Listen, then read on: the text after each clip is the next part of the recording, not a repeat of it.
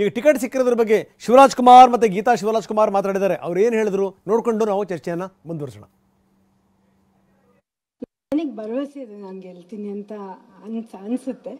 ಯಾಕಂದರೆ ಅಲ್ಲಿ ನಮ್ಮ ಪಕ್ಷದ ಕೆಲಸಗಳು ತುಂಬ ಚೆನ್ನಾಗಾಗಿದೆ. ಆಮೇಲೆ ಮಧುನೂ ಅಷ್ಟೇ ತುಂಬ ಚೆನ್ನಾಗಿ ಕೆಲಸಗಳನ್ನ ಮಾಡ್ತಾ ಇದ್ದಾನೆ.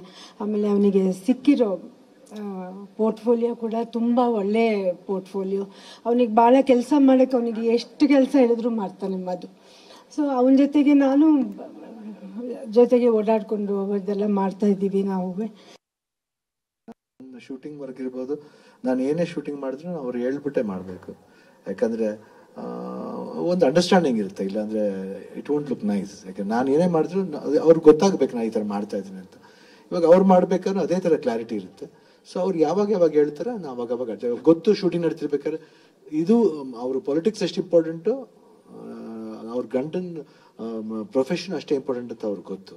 ಸೊ ಎರಡಕ್ಕೂ ನಾವು ಇದು ಮಾಡಬೇಕು. 100% ಅದ್ರ ಪ್ರಕಾರ ನಾವು ಪ್ಲಾನ್ ಮಾಡ್ತೀವಿ ಅಲ್ವಾ. ನಿರ್ಮಾಪಕರು ಗೀತಕ್ಕನೇ ಆಗಿರೋದ್ರಿಂದ ಯಾವಾಗ ಕ್ಯಾಂಪೇನ್ಸ್ಗೆ ರಿಕ್ವೈರ್ಮೆಂಟ್ ಇರುತ್ತೋ ಅವಾಗೆಲ್ಲಾನು ಇಲ್ಲಿ ಇಲ್ಲ, ಬಟ್ ಮ್ಯಾಕ್ಸಿಮಮ್ ಸಪೋರ್ಟ್ ಇದೆ 100%. ಅದ್ರ ಬಗ್ಗೆ ಏನು ಮಾತಾಡಂಗೆ. It's not a big thing, it's an election. Yes, ಇದು ಗೀತಾ ಶಿವರಾಜ್ ಕುಮಾರ್ ಮತ್ತು ಶಿವರಾಜ್ ಕುಮಾರ್ ಆಡಿದಂತಹ ಮಾತುಗಳು. ಅಂತೂ ಅವರು ಕೂಡ ಎಲ್ಲ ರೀತಿಯ ಸಿದ್ಧತೆಗಳನ್ನು ಮಾಡ್ಕೊಳ್ತಾ ಇದ್ದಾರೆ.